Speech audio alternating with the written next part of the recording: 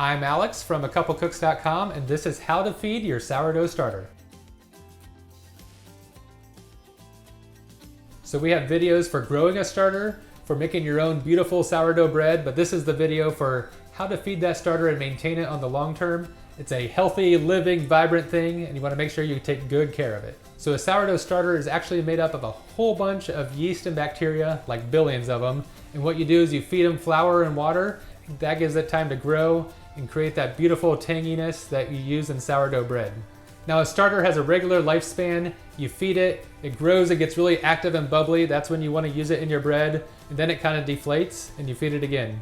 If you leave it out at room temperature, what you'll find is that you'll have to feed it every kind of 6 to 12 hours depending on the temperature of your room, and that's a lot of work. So what you can do is you can put it in the refrigerator between feedings, and that allows you to kind of keep it active without spending too much time on it. So to keep your sourdough starter alive, what we do is we put it in the fridge for 3 or 4 days, you pull it out and you discard all but about a tablespoon of the starter. That's all you need to get the next batch going.